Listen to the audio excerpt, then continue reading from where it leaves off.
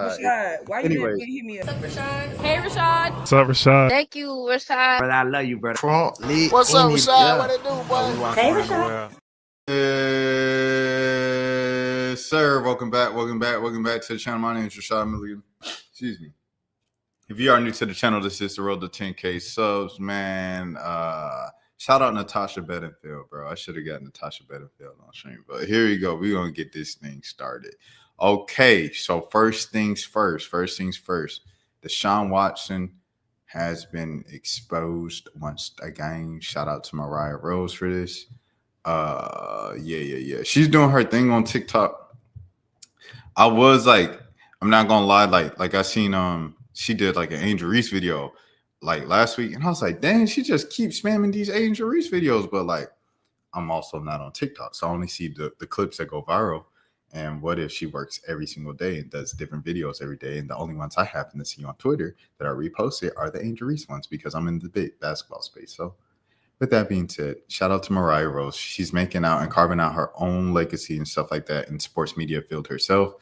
Mariah is the daughter of Jalen Rose, and I believe she went to UGA, and she used to work with the Hawks like a long time ago. So with that being said, it's Mariah Rose speaking about Deshaun Watson, accused the 27th time, and the victim has video proof. Let me get this straight because I don't feel like enough people are talking about this. Deshaun Watson has been accused of SA again after from the period of 2020 to 2022, he was accused of SA by about 26 women and settled lawsuits with like 23 of them. The NFL gave him a slap on the wrist and suspended him for 11 games and fined him $5 million. But what does that matter? Because he also signed a 5-year, $230 million guaranteed contract with the Cleveland Browns at the same time. But he has just been accused again by a woman going by the pseudonym Jane Doe, who says that she met Deshaun at a Houston bar and they have been texting for several months ever since. She wasn't finished getting ready, so when he got to her apartment building, she invited him to come up and sit in the living room and wait for her while she finished getting ready in the bathroom. She said he called her and was aggressively yelling and screaming about how he couldn't find her apartment and how he didn't have time for this. Then he comes in, he's supposed to be sitting in the living room waiting for her. She goes to the bathroom. She's trying to like make conversation with him from the bathroom and he's not responding. He's silent. So she assumes that he left. She comes out of her bathroom and he is laid naked on her bed, face down, and starts demanding that she gives him a massage. Keep in mind, Bruh.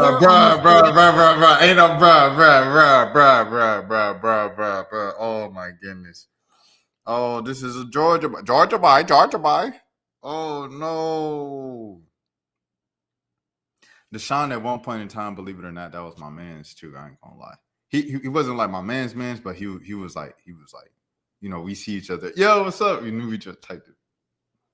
Dang, Deshaun, you was moving like this, twin. No.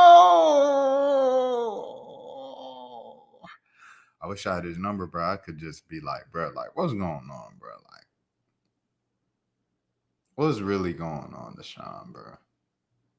I know he might see this and be like, bro, you probably know someone who has my number, bro.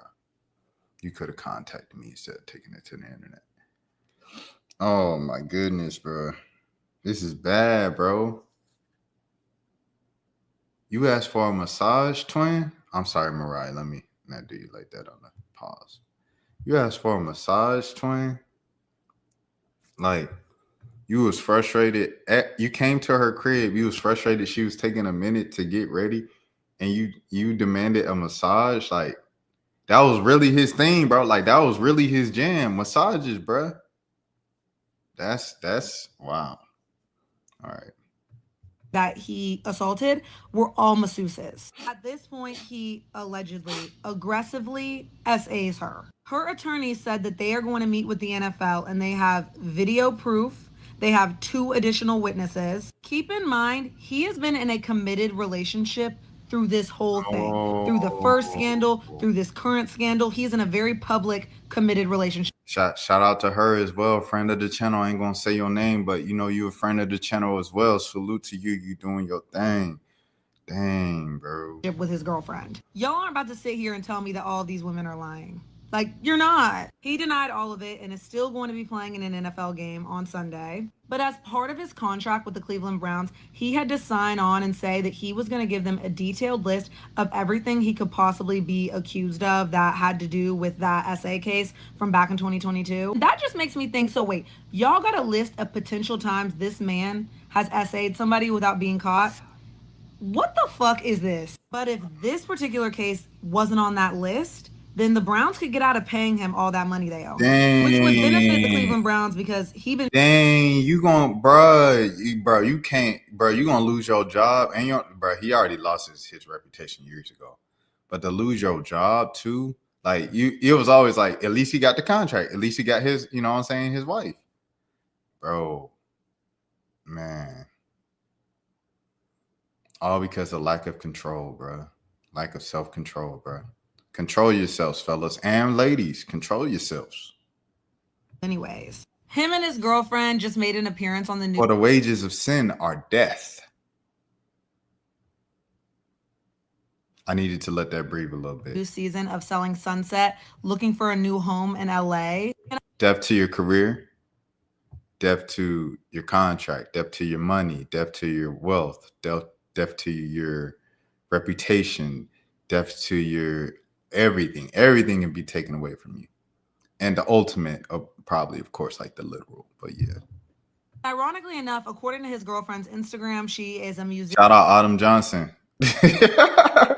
You gotta play that Autumn's name, or at least covered up Autumn's name or something like that, Mariah. Dang. And she has a song out called I Must Really Love You. Okay, girl. And the funny thing is, these people don't care.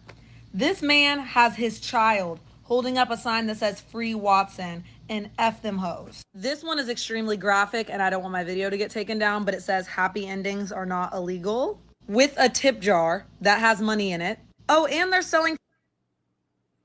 Yeah, Cleveland Brown fans is crazy. They started the season with I remember that one. But they started the season with 6 quarterbacks or something like that, right? They started the season with 6 quarterbacks. And then what happened? I think Kenny Pickett is his name, the dude that used to be on the Steelers. He got traded before the season. And then who else got traded? And then Flacco just got traded. And then I think they cut one of the other dudes, but then they signed him back, like Tyler Huntley. Let me see if Tyler Huntley's still on the team. Is he still on the team? No, Tyler Huntley must have been cut then from the Browns, and then he went to the Ravens. Okay, and Kenny Pickett was his name, right? Pickett. And Bingo was his name, oh. Yeah, Kenny Pickett. He was traded to the Raiders before the season started. And yeah, and then Huntley was cut, and then Flacco was traded to the Bengals. So now they just have Shedeur and Dylan Gabriel. Do they have any other quarterbacks? Let me see. Cleveland Browns depth chart. I get in that mode. Oh, Deshaun Watson. So they just have 2 quarterbacks now. Wow. They just have 2 quarterbacks now, man. Well, there that is. There it is, man. And Bingo was his name. Oh, where's quarterback? Oh, there it is. Dylan Gabriel, Shedeur Sanders. Oh, they don't even have a starter named on their official site. Well, this was the thing. Dang. And there it is. They say just Regal. They gas in the wedding and stuff like that.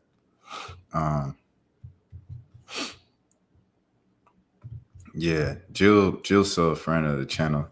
And Deshaun was my dog, way back in the 2016, them Clemson days and stuff like that. That was my dog. I ain't gonna lie. I'd be lying to you if I said it wasn't, but sometimes your dogs be tripping and they can no longer be your dogs. That's the way that life goes, and so goes life. Shout out to Mariah Rose for posting this and stuff like that. I apologize for going off on you to myself about the Angel Reese spamming. All right, Tyreek Hill, cheater. Yesterday, I was years old when I found out that Tyreek Hill went to the West Alabama, bro. I had no idea that man went to West Alabama, bro. But apparently, he started off at Oklahoma State, got kicked out, went to JUCO, went to JUCO, and then went to West Alabama State. Ironically, for a DV case, and now this Joker got the DV. You know what I'm saying? Details coming out. 2 months later, on July 12th, the couple were in the area of Bristol, Connecticut, staying at a hotel. Hill had been yelling at Vaccaro all day because she was, quote unquote, she was not doing what he wanted her to do. The document said inside the hotel room with some of Hill's other children and family waiting in the lobby. Vaccaro told Hill that she didn't want to go out because she was pregnant and didn't feel well. Hill responded by picking up Vaccaro's phone and throwing it at her face. He then threw a punch and tried to hit her in the pregnant stomach, but she deflected it, the document said. Hill also, quote unquote, ripped out her hair and pulled some of her hair out and then grabbed her purse and flung it across the room, the record said. Vaccaro was very far along in her pregnancy in November of 2024 when the couple went along with some family that were at the Sunny Isles Beach, Florida condominium getting ready to leave for a Dolphins game. Hill got angry at Vaccaro while they were in the bedroom with the rest of the family in the living area and spat in her face, the document said. She gave birth to her daughter the next day.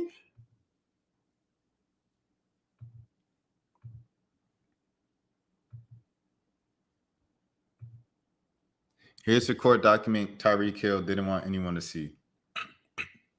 The Miami-Dade Circuit Court released on Tuesday a copy of the latest petition for divorce from Exchange Rife. Also, it's the same allegation from the same person. It's just new details came out. Because I was like, dang, he got accused of it again. Lakita Vaccaro described in detail on how over the course of their marriage, Hill would violently threaten her and shove her to the ground. Once kicked her out the car and drove away.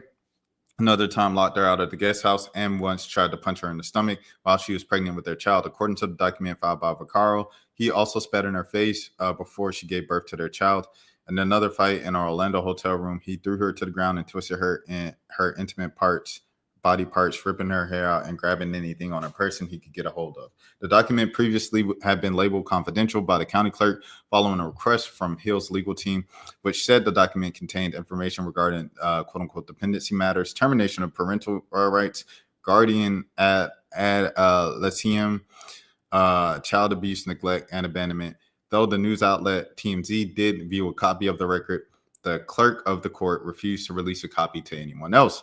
After a group of 6 media outlets, including Defector Media, all asked for permission to intervene in the case so they could argue that the documents needed to be made public under Florida rigorous open records laws. Hill's lawyers changed their approach. On Friday, one of Hill's lawyers, Seth Schneiderman, filed a notice with the court saying they supported unsealing the Vaccaro document. Wow. Why?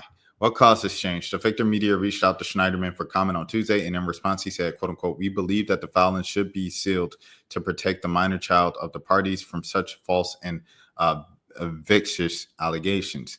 But that is not what Schneiderman previously said in open court. Ooh, at a hearing, last month, he said, quote unquote, there is no place for these type of allegations in court filed as it will bring media attention to the case and perhaps an NFL investigation. Wow. Similar language from Schneiderman is in court records themselves, which are now public, along with the new petition for a divorce. The records also include a letter Schneiderman sent to Vaccaro's attorney. You and your client are undoubtedly aware that any filing of this nature will be scrutinized by the media and will become a part of public record. Should these basic allegations trigger an NFL investigation, suspension, or loss of income for Mr. Hill, the reputational and financial damage will be substantial and may be actionable. Such harm will not only affect Mr. Hill, but will also affect Mrs. Hill and their party's child. I urge you to reconsider proceeding with this amendment. It is not in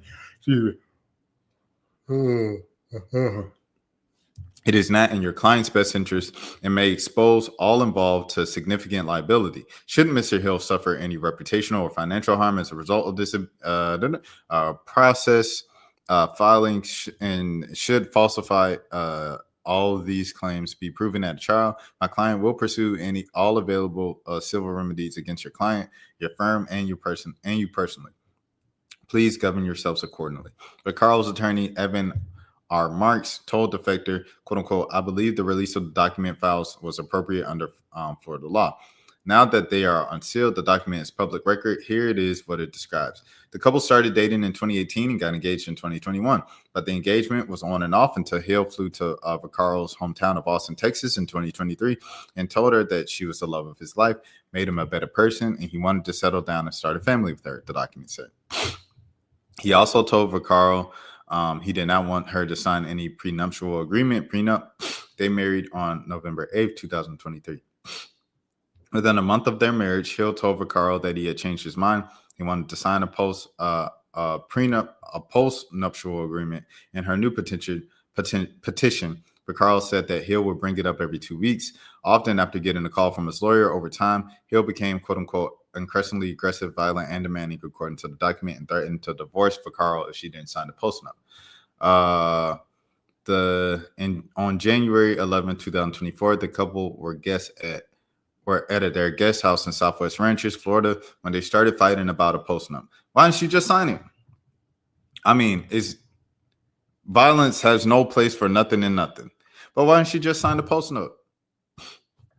Hill got increasingly angry, the document said, throwing Vaccaro's stuff around the room, then violently pushing and shoving her. She fell to the floor, the document said, where he stood over her and ripped her necklace off her neck. About 10 days later, in Orlando at the Hotel Paramore, Hill came back to the room after a night out and found Vaccaro packing. He violently, quote unquote, violently attacked her, throwing her to the floor, twisting her intimate body parts, ripping her hair out, and grabbing anything on a person he could get a hold of, the document said. Sometime on January 2024, Hill asked the legal team to draft a post-nuptial agreement. On January 2023, Hill filed for divorce. 3 days later, a lawyer for Hill sent Vaccaro a proposed post-nup.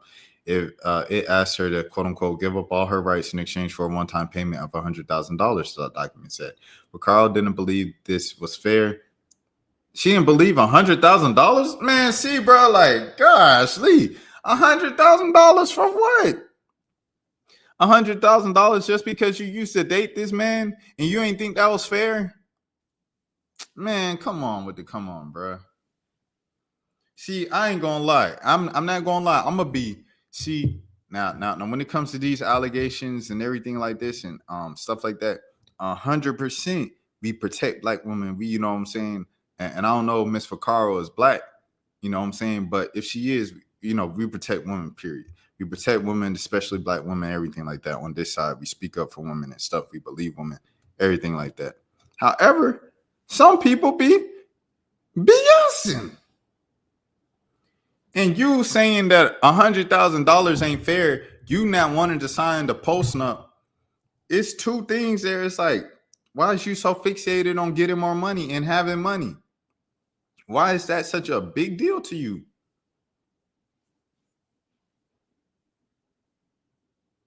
Why is that such a big deal to you? You have to look at these things, bro. To be 100% honest, you have to look at these things.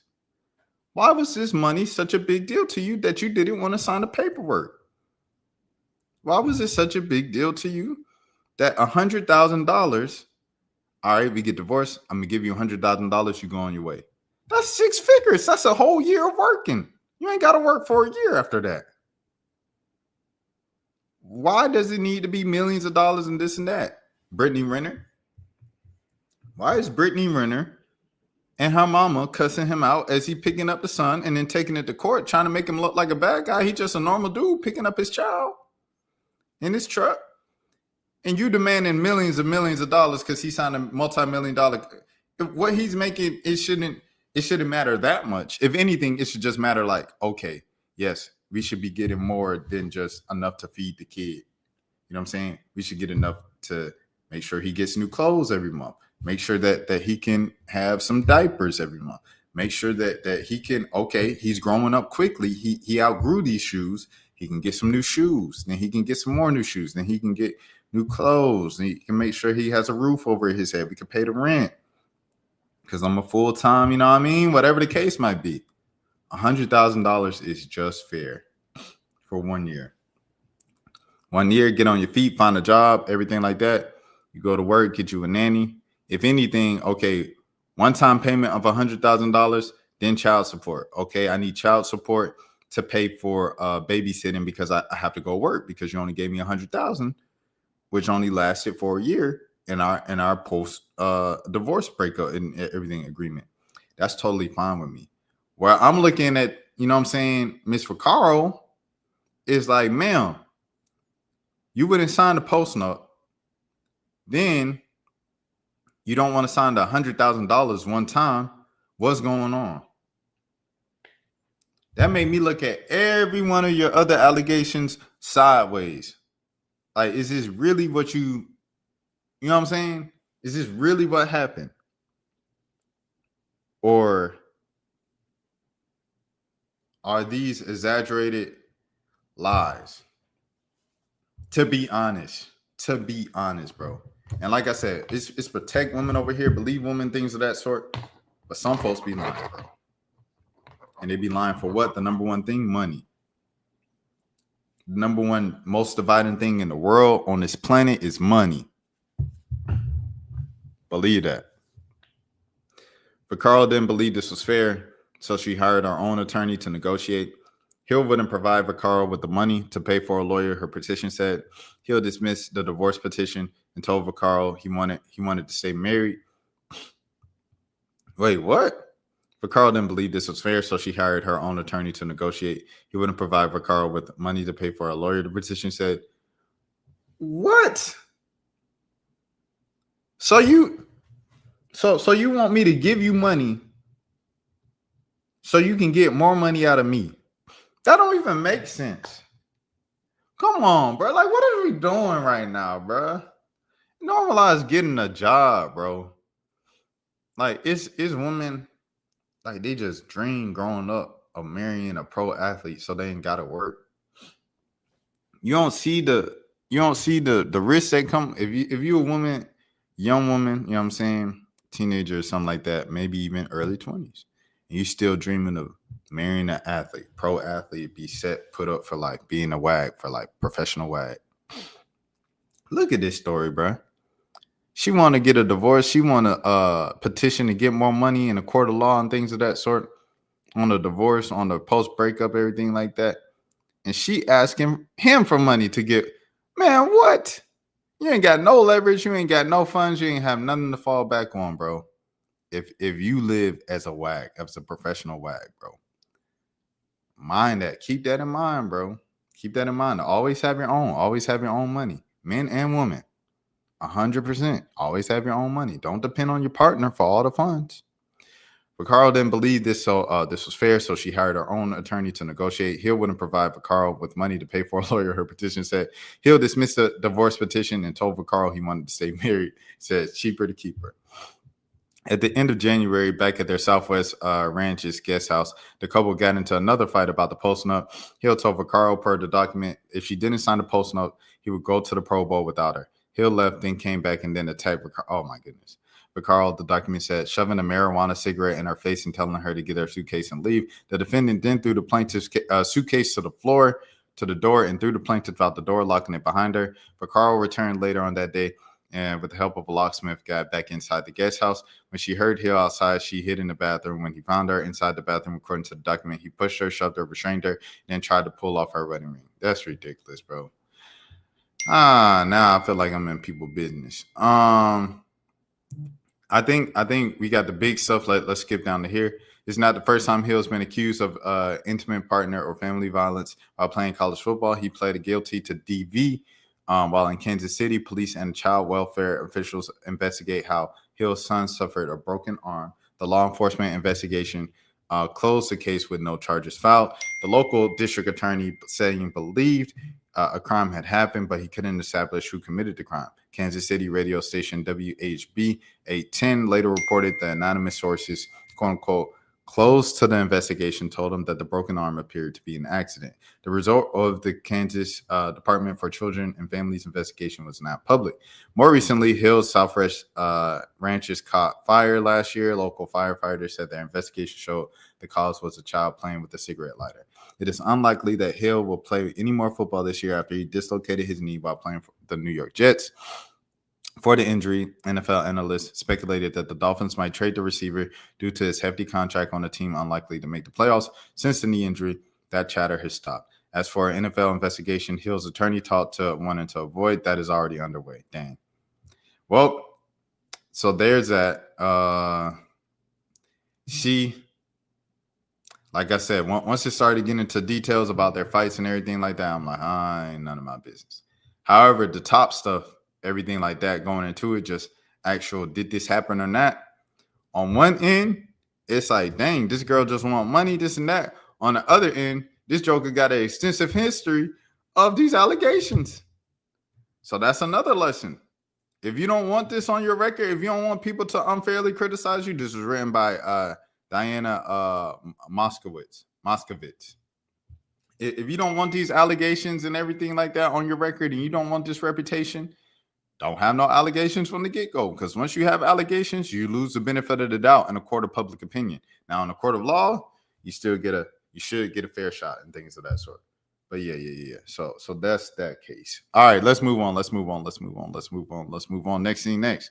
The pastor is guilty. Pastor Robert Morris has pleaded guilty to repeatedly SAing a 12-year-old girl.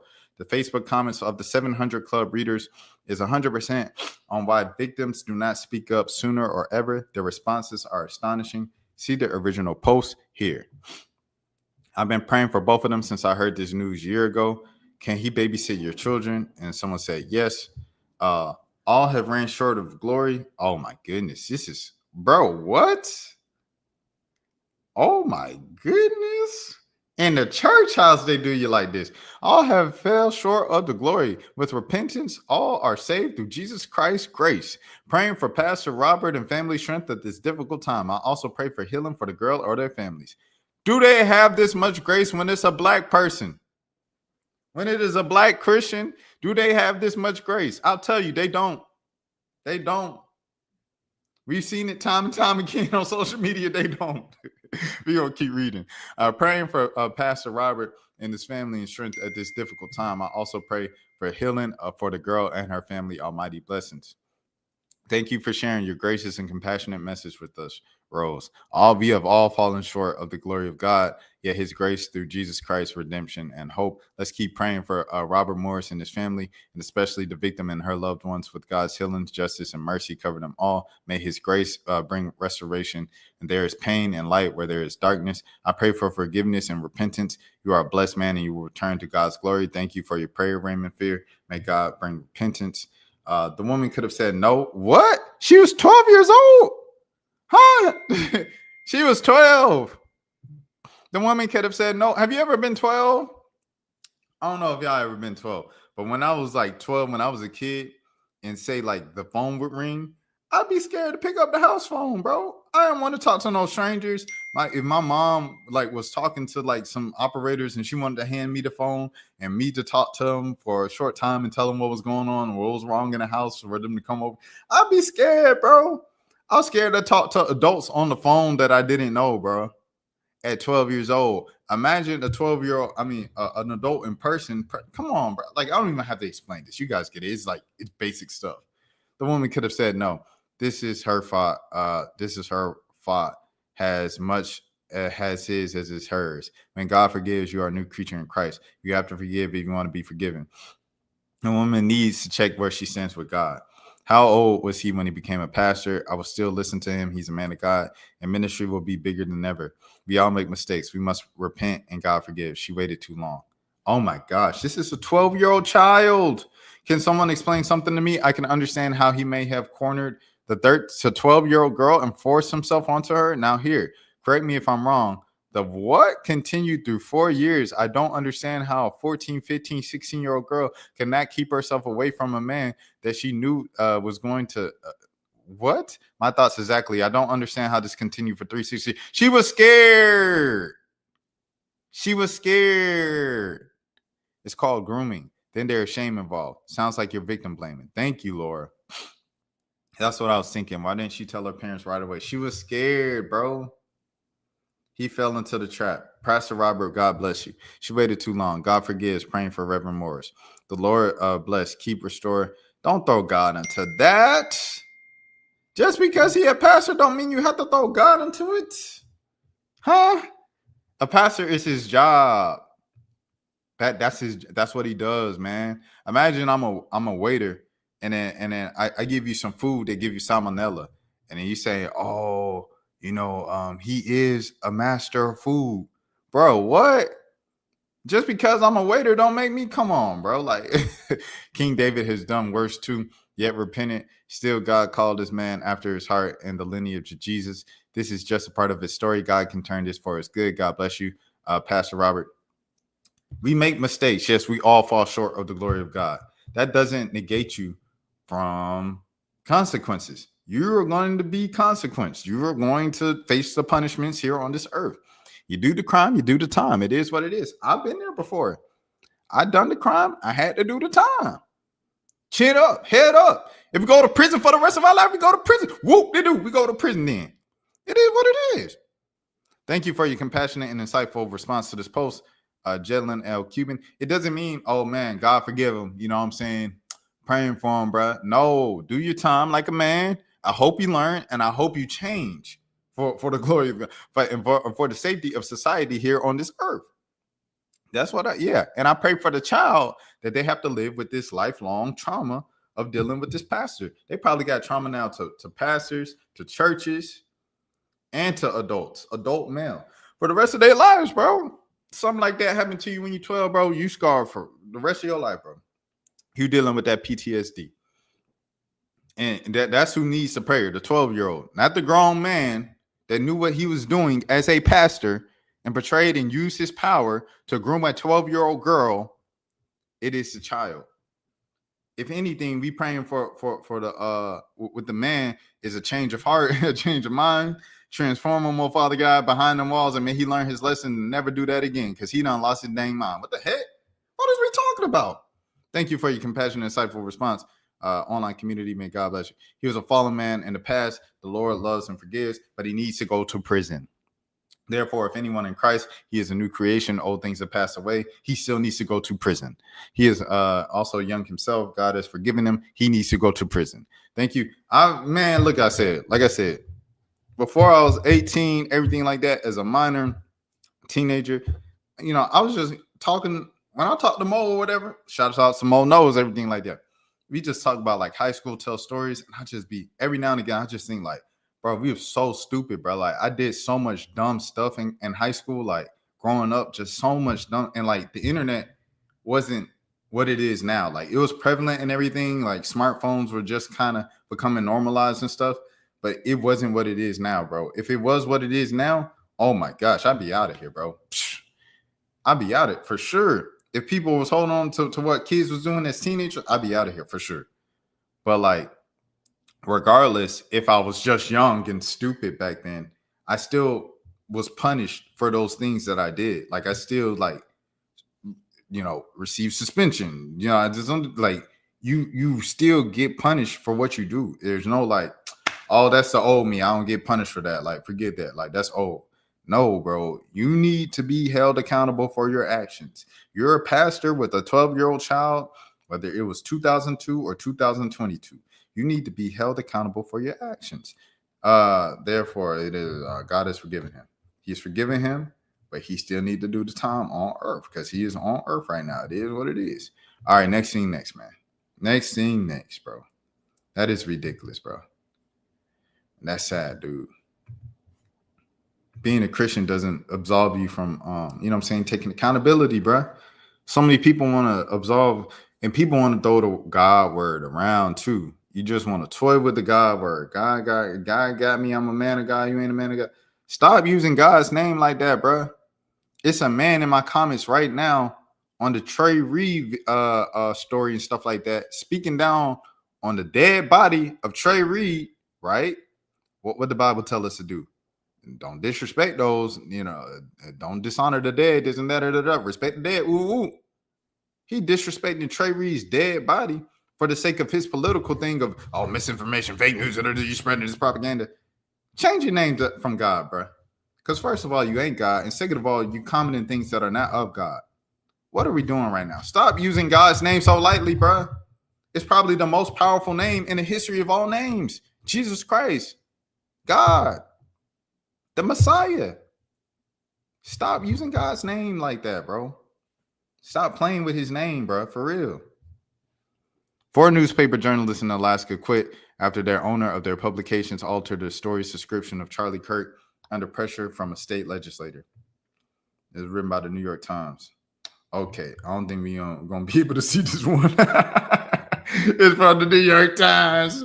Well, hey, shouts out to the 4 newspaper journalists that quit in Alaska, man. Hold on, let me see if I can see one.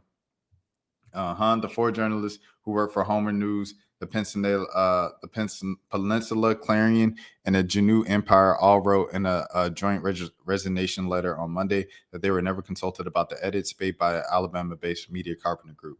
What's she saying, Very few newspapers in the U.S. are still independently owned and operated. She didn't understand that it all came from the same company, the different newspapers.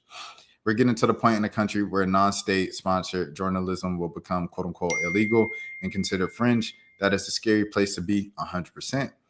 Well, CBS News journalists followed that example when a new editor starts parroting the administration's lies. The nationwide protests, October 18th, ACLU. Remind me again, wasn't Charlie Kirk mainly a debater with a podcast? Alaska, where there you go, guys. Wow, it's easy. It's not easy to find journalists in Alaska. I know I ain't moving to Alaska. Hey, Alaska can offer me $1 million to go up there right now and be a journalist. Well, I ain't gonna lie. Nah, I ain't gonna do it, bro. $1 million for a year? Would I work at a paper? If a paper in Alaska was like, Rashad, we need you to come up here and turn the PR around for this paper in Alaska. $1 million. $1 million will you do it for 1 year? Because see, this how I think with moving and stuff like that. I'm young. Well, I'm getting older, of course. Yes. Time is, I'm saying, not reversing. It's going forward. However, I'm still relatively kind of young in the grand scheme of things. If I live to 100, I'm still young. And I have no children and I'm not married. So I look at it like, shoot, if I'm going to get my bag and move around, I'm going to get my bag and move around while I'm young, bro. That's how I look at it, right? And Alaska offers $1 million, dude, for 1 year. And I could come back home after that with that $1 million. I ain't going to lie. I still don't want to move to Alaska. I still don't want to move to Alaska, man. Let me see if I can see right here. Staff at 3 Alaska newspapers quit after the owners given depression from Republican lawmaker. This is written by who? Eric Stone. Shout out to Eric Stone.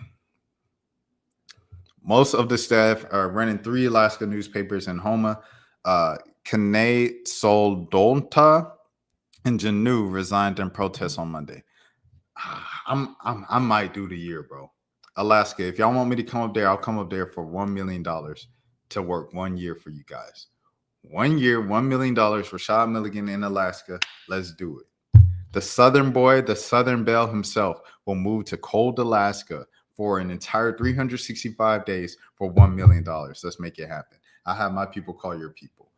Juneau resigned in protest on Monday. The decision came after a corporate owner of Homer News, Kane Peninsula Clarion, and the Juneau Empire forced revisions to a story after pressure from a Republican state lawmaker. The 4 journalists, regional editor Aaron Thompson, Clarion Sports and Features editor. See, they got the sports editor. Man, look. Shouts out to the sports editors, man. Shouts out to all my sports reporters, man. Shouts out to Patrick McGee. That's my dog. That's my dog. All right, Clarion senior editor Jake Dye and Homer News reporter Chloe Plesnak signed a joint resignation letter castigating Alabama-based Carpenter Media Group for its decision to modify the story without consulting the reporter for an editor responsible, saying that it quote-unquote gravely undermined their ability to do their jobs.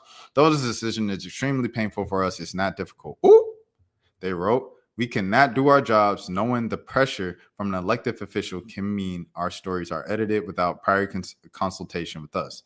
On Wednesday, Homer Republican Sarah Vance posted on a letter on a state letterhead on her official's Facebook page objecting to the Homer News article about a memorial for the slain activist Charlie Kirk. She highlighted a paragraph that identified Kirk as a far-right activist and a racist and with racist and controversial views.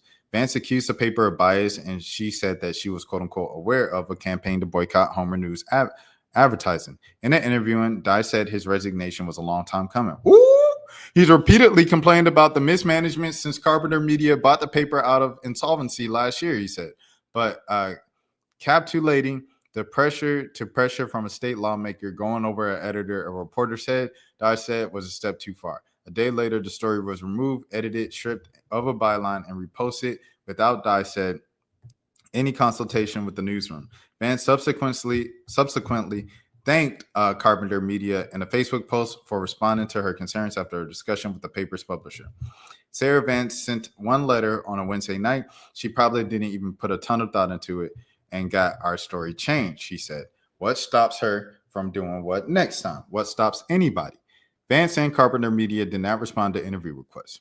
Dye hasn't gotten any answers on what Vance asked for and what Carpenter agreed to. He said, quote unquote, I feel like I should be able to trust Carpenter Media, he said. That's just not what happened in this case. Mass resignations leave 3 papers with just 2 reporters, one for Homer News and another for Juneau Empire, Dye said. Veteran Alaskan journalist and University of Alaska Fairbanks professor Paula Dubbin said that she was shocked by the episode, not just by Vance's pressure campaign, but Carpenter's decision to give in. Quote unquote, we pride ourselves as Americans on having freedom of press, she said. For an ownership group to just go ahead and to alter a news story based on a complaint by a politician without consulting the editor or reporter, I just think it was all appalling. And I fully support the staff for not putting up with it. It's especially alarming given the fragile state of journalism in Alaska, she said. It's not clear what would happen to the papers with most of the editorial staff gone. And Dobbin said that she's concerned of the exodus that will leave Kenai Peninsula communities less informed. Quote unquote, I certainly hope that Kenai is not going to become another news desert because, people have the right to be informed, she said. There's a lot happening down here, and we certainly need coverage of it. Dobbin said that she hoped another news source would fill the void. She pointed to the nonprofit Juneau Independent, a nonprofit online outlet founded by a former editor, and another Carpenter paper, the Juneau Empire, who also resigned over disagreements with management. As much as she loves journalism, Dye said he's not planning to follow a similar path. Quote unquote, I don't think the others are really interested in that. We certainly don't have the money for that. Quote unquote, I unfortunately kind of think this is it. Dang. I hope Carpenter Media will invest in Alaska papers, he said, but he's not optimistic. He said management told the newsroom that Clarion was losing money, but had not outlined plans to turn struggling outlet around. Until the last week, they didn't really interact with us. I keep asking them what the plan is, and I don't ever get a satisfying answer. On Tuesday, Dye said he planned to head to a local job center for a typing test so he could apply for a job as a 911 dispatcher. Quote unquote, I really think that's going to be less stressful than what I'm doing right now. Sheesh. Working at a 911 center, bro? That's crazy. Shout out to Eric Stone, man. Shout out to Alaska. Shout out all, you know what I'm saying? You know what I mean? Kevin Gates PSA, man. Say, look, check it out. I don't know who need to hear this, but I'm really talking to men. Being romantic is a beautiful thing. Being a gentleman is even a more beautiful thing. You open the door for your woman. Y'all go on dates and shit. You surprise her, give her flowers, all that kind of shit. That was a beautiful thing. Even making love, sometimes if that's what you off into. But as a man, you got to lay up and you got to punch dick. You got to punch. Bro, what in the, how did this, huh? It was such a nice message. It was such a nice message the first 30 seconds. And then it just took a crazy turn. To the one person in here, heads up, I paused it at a crazy time. Kevin Gates is talking crazy. So if you're in public, if you ain't got on headphones, because it is the middle of the day, please put on headphones or just turn down the volume. Thank you. All right. Dick. If you don't punch dick, she not going to respect you. I'm talking about she got to feel that bitch all in her chest when you punch a dick. Why does she have her hand on his face? She just, no shame. And then, I got to apply pressure like this to you because the way you fuck your woman in private is how she gonna respect you in public. You know what I'm saying? Yeah, baby, hold on. Hey, turn your gangster on when you talking to me. You know what time it is. I love you for real. We all need help, bro. We all need help. We all need help. Goodness gracious, bro. Little baby got his friends some clothes, bro. Let me get some positivity in here, bro. And I'm walking. I'm on the way. Dang, man. Little baby gets your clothes. Oh, he bought his clothes type deal. On my mama gang. I'm proud of my mama gang. Little baby bought his clothes. Oh, man. Dang, man. Hey, bro. W little baby, bro. W support a black business. You know what I'm saying? For sure. No, y'all don't understand what that just did for bro Stan and the motivation they'll give him to even go harder. 100%. Little baby, once he took an actual look at the fit. Second black person I seen cry getting the support by another celebrity black person. I need to do that stuff more in community. That stuff mean a lot to us, as you can see. That boy actually works his behind off when it comes to his brand, though, and being the person in position, you know, as influential as Lil Baby, whether you like him or not, can most likely a solidification for him and his hard work, and that passion is actually paying off. Bro looking dripped out as a level 2 hegemon box from saying, all right, bro. That's what's up. He created something dope. Now y'all need to post his name and clothing brand so the young king can get more traffic and recognition. No hating stuff, but it doesn't really mean stuff if Lil Baby doesn't wear it or shout out the brand. He took a picture holding it up. That's all he needed. He put that, you put that on your, and he spent money. He bought it, so he made money from a regular purchase. And then he had a picture of Little Baby posing, holding the hoodie. He could post that on his Instagram. He could pin that on his Instagram. He get 2 more celebrities. The top 3 is on his grid. It's 3 pinned posts of him with celebrities holding up the merch. People gonna be like, oh, it's lit. Little Baby got this. Ice Spice got this. It's as easy as it works, bro. Hating facts. I make 6 figures. What do I need to do to hate on someone hustling clothes on the street for? Plus, I wish them good luck on this. You are slow. Nah, you hating, twin. You hating, gang. You're hating. You're hating. Congratulations. Bro, just happy for real. Oh, if I was Cardi, I understand, but nobody cares about Lil Baby. It doesn't matter. Lil Baby has influence. Whether or not he fell out or not, people know who Lil Baby is. You know who Lil Baby is, bro.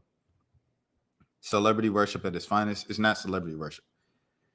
It's about when you get a cosign like that, someone with that big of a platform, it could change your business, bro. It could change the trajectory of your business. It ain't just celebrity worship, bro. It ain't celebrity worship, bro. I need to learn this stuff. But once again, if you never hustled, if you never had to get it out the mud, you would never know. I'm sorry, I'm just speaking to the entrepreneurs here. I'm just speaking to the hard workers here. I'm just speaking to the, you know what I'm saying? The people who had to get it from nothing, make something out of nothing, make lemonade out of lemons. What are we talking about? I got all these notifications. Out of my way. I'm on fast. I'm coming home. All right. Anyways. Fred. I came across Fred yesterday. He popped up on my page and I said, Fred. So with that being said, I wanted to see some stuff on Fred, bro. Fred. His name is now Lucas. No, I assume he's probably like 30 now. Shout out to Fred. I decided to go on America's cheapest cruise, Margaritaville at Sea Paradise. Hooray for that. It's good there's lifeboats, like just in case. The ship was built over 30 years ago, but they recently renovated it. But some reviewers still have a lot to say. This is the first cruise I've been on and probably lost weight because the food was inedible. Not vegan friendly at all. The food was edible and not vegan. The only problem was they didn't have ketchup for their pigs in a blanket. What? Actually having mustard with my pig in a blanket because they were out of ketchup. That is absolutely horrible. It was traumatic. The rooms were a Margaritaville heaven. Okay, cute. Oh, that gives bad energy. Hope we won't need those. There was entertainment during the day, bottle throwing, cube spinning, and at night, this woman spun. We loved it. 11 o'clock p.m. According to the schedule, this is when the nightclub opens. I decided to go on America's cheapest Shout out cruise, Fred, Margaritaville at sea. I'm glad to see Fred is smiling. I'm emo, so I started emo flooring. Most emos start a band, become tattoo artists, or like foster iguanas, but I haven't heard of any other emos getting into the flooring business. Emo flooring. We literally just sell normal flooring, but emos install it. What type of flooring do you want? Maybe black, like I love, or white, like the pills that you took. Emo flooring, emo flooring. Hold on now, Fred. Hold on now, Fred. Hold on now, Fred. Fred got some vocals. Fred got some vocals on the low. I ain't gonna hold you. Come on, Fred. Fred got some vocals. Emo flooring.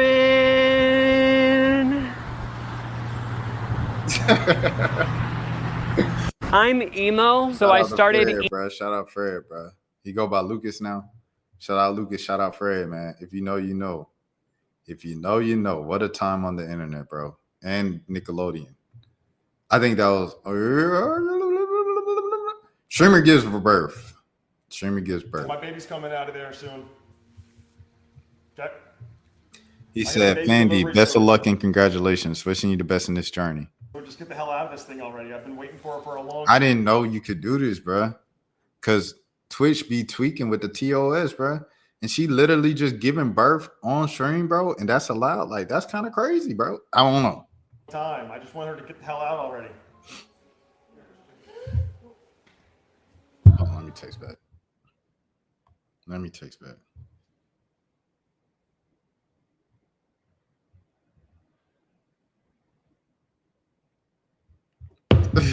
right.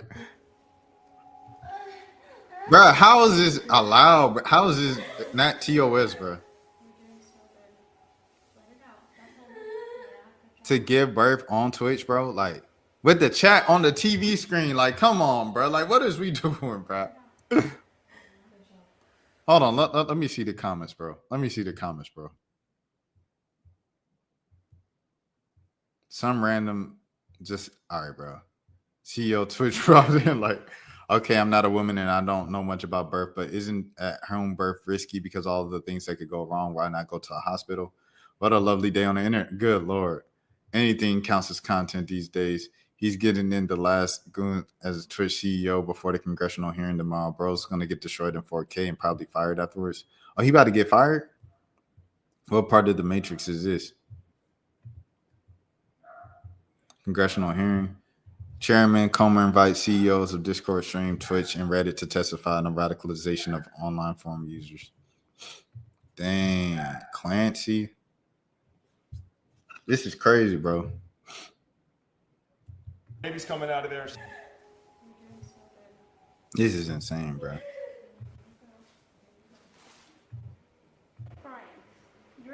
A friendly shot. Katie would do a shot if she could. One shot. When the baby come out? Man, YouTube definitely not allowed this, bro. Come on, bro. Where's the baby? This is the baby? The baby coming out now. Dang, they gave baby to the... Bro, what the heck is this, bro?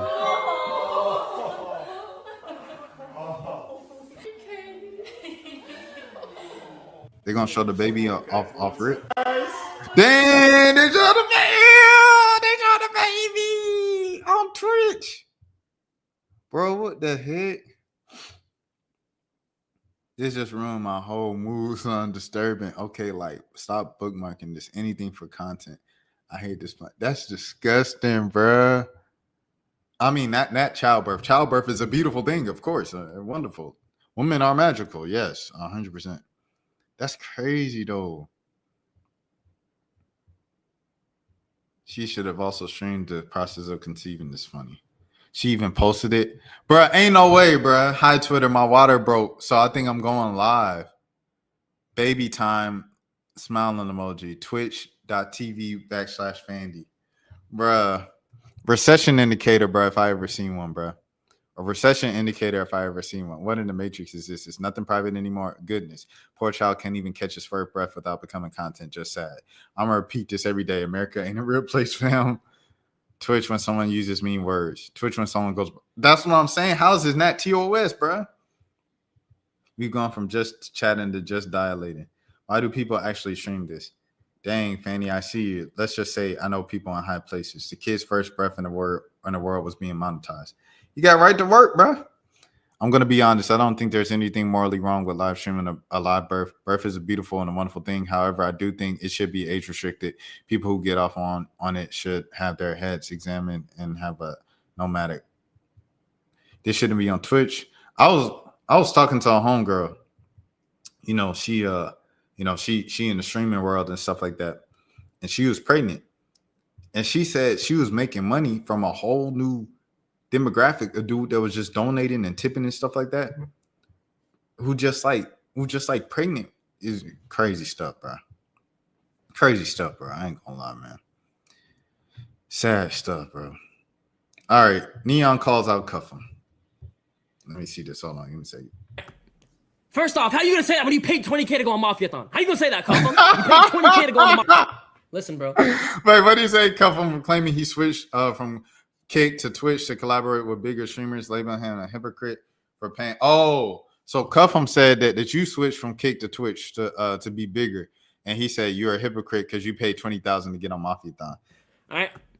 First off, how you gonna say that when you paid $20K to go on Mafia-thon? How you gonna say that, Cuffem? You paid $20K to go on the Mafia-thon, bro. You fucking hypocrite. Second off, let me tell you this, bro. I switched to Twitch for one thing only. All right, chat. Realistically, I'm doing better than I've ever done in my life. Like, and everything switched after I fucking came to Twitch, bro. And I'm so grateful to be here.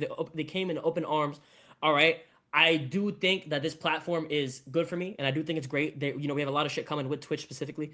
And I'm just happy to be here. I didn't come here for a certain reason. I didn't come here to collab with Kai Cenat. You think Kai's ever gonna fuck with me? No. I got no problem with Kai, but no, he's not gonna fuck with me. I said some shit before. He's not gonna let it go. That's fine. I am a streamer, in my opinion, that doesn't need to collab with everyone. People don't like me. People don't fuck with me. People will hold my past against me the rest of my life. I don't care. I moved on from that time. You do care. The Breakfast Club, you held on to it the whole interview. Of my life where I just want to do collabs and want to, if a streamer fucks with me, then we do some shit. If you don't fuck with me, if you don't want to respond to me, I don't care because I'm gonna keep doing my shit. All I need is me, my cameraman, and that's it. We good. That's all we need, bro. Listen, bro. All right. Next with Cuffem,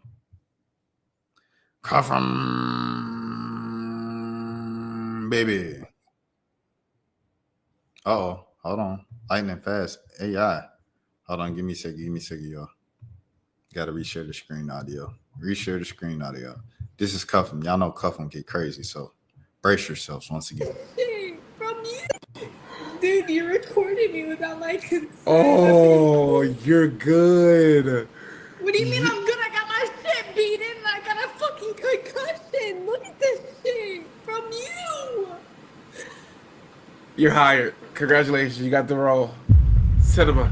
You're absolute cinema. Cuffem is hilarious. Oh my goodness, this dude is man, he a character, bro. I'm gonna get you a piece. Wait, you being serious? Dude, stop! Okay, stop. Actually, no. You're actually, no. Come on. I have autism, Bro. I have autism, and that's. All right, you gonna make me cry now. Stop. You gonna make me cry? Don't do it. Stop.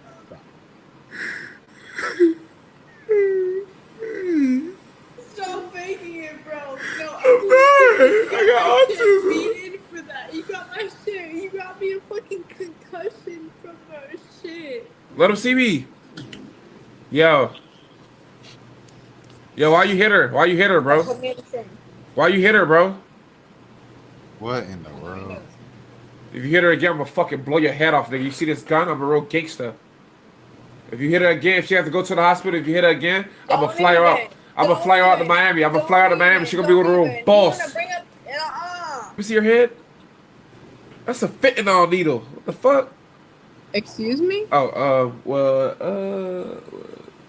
Cuffem. the hell he hit you with? Crazy, bro. His fist? Bro, Anyway. he cannot come back to Twitch, bro. He can, bro. Twitch will ban him like the first hour, bro. Right. He can come back into the room and say it, and the second when he's done, you can. Nah, you're good. You're good. Do you want me to fly you out? Fly me out to what exactly? To Miami. Excuse me? How the fuck? No, I don't want you to fly me out to shit. I'm trying to save your life. After you literally exposed me and did all this other shit. How'd I expose you? You exposed like he fucked real people. I just went online. There's a thing between like. So is that what you're doing right now? Oh. Nigga, do you not realize? Hey, yo. What? Yo. Killer. If you ain't black, don't say it. You said what? You said. Wait. You said what? I'm also like Hispanic. Bro, what? Come on, bro. Nah, twin. Come on. W Cuffem for checking that, bro. Is you crazy?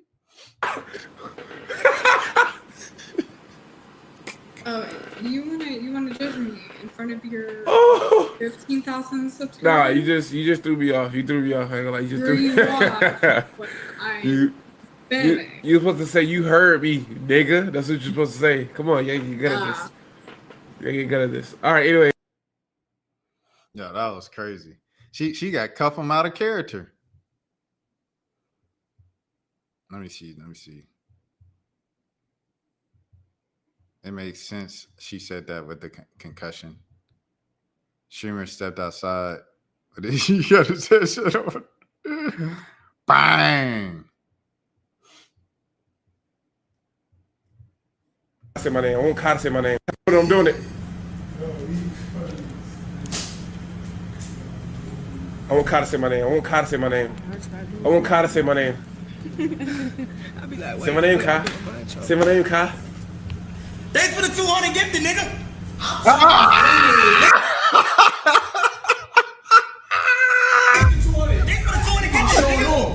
Oh, that's nigga be sipping that gainer juice. Yeah, you know. Thanks for the 200 gifted, nigga. I'm talking about any. Hey Siri, call Chase. Yo, Cuffem is hilarious. That's $1,000, bro. Hey Siri, call Chase. He paid $1,000 to get his name shout out, bro. Oh man, it hurt, man. Kai, like Kai, that hurt on God. Like you, inspiration to me, bro. Like I just gave you all my hard-earned money. I just want you to say thank you, Cuffem. Like I miss you, bro. Like damn, like that hurt on God. You didn't want to say my name. You said thank you, nigga. Like damn, bro, that hurt. On God, you my inspiration, bro. I don't say no hate to you. I don't do nothing but praise you, bro. That shit hurt on God.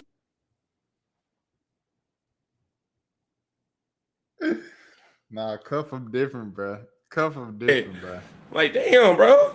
I don't understand. Like what? Like damn, that shit hurt, bro. You like come on. I ain't gonna lie. I never watched Kick, bro. I might start watching Kick just to watch Cuffem. I ain't gonna create an account, but I might watch Cuffem streams on Kick, bro. This man is hilarious. Oh, I'm a streamer on a come up, bro. Hey, this shit crazy, man.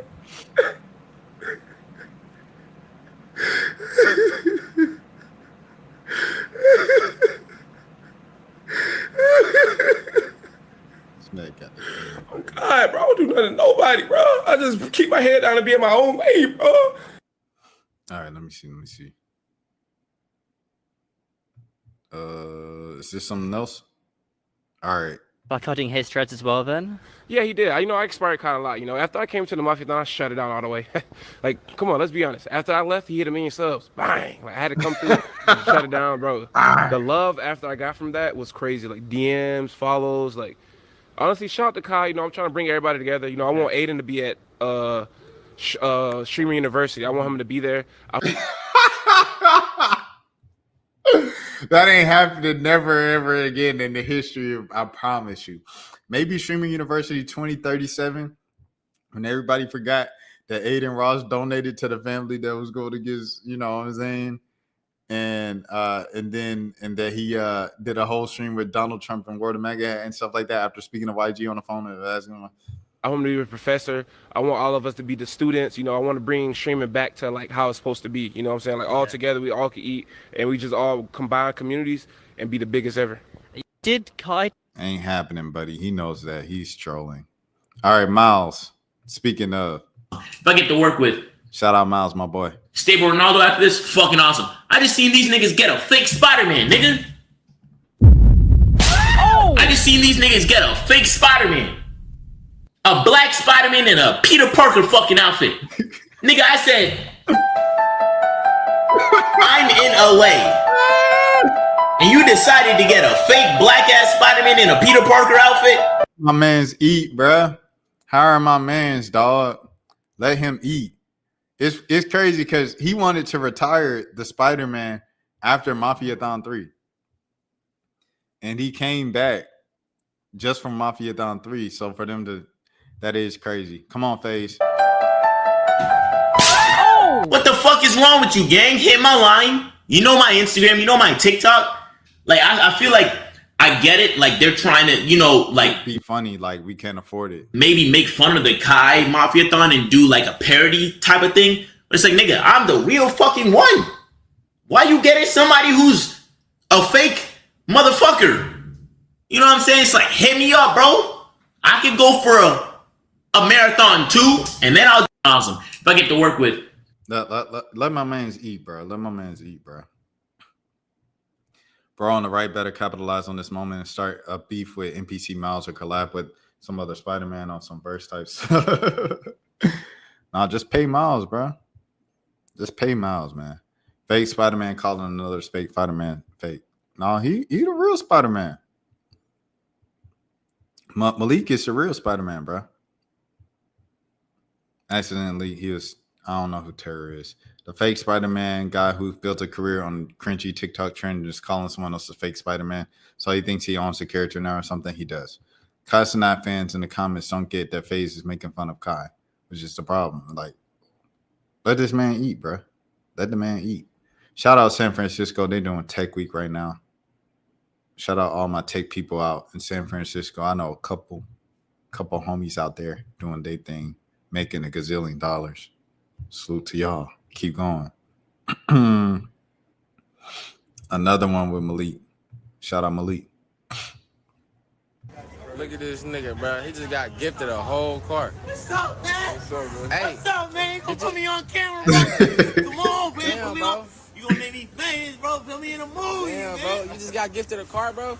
Huh? You just got gifted a car? No, nigga, I ain't getting no fuck. Give me some money, man. Come on, man. Rich as hell, man. Balenciagas and shit. Give me some money, man. He said all this Balenciaga going. Look at this. Shout out to Miles, man. Shout out to my boy Malik. Great character, great acting. Let's go, Kai. See, that's the thing about Kai, bro. That nigga is selfless. He's in there, all that shit. Nigga could be on vacation or whatever. This nigga here with us, helping Capaholics. Kai is a real ass nigga, bro. That's why I never say anything negative about Kai, bro. That nigga here helping us with this Capaholic shit right now. He can literally be on fucking vacation, all types of shit. Oh, what happened? I gotta do that shit after next time. That's a real nigga right there, bro. All right, next. DDG and Ray J. I remember a long time ago, we were supposed to get in the ring. Ooh. But then I Googled you. I saw that you really boxed, and so I passed.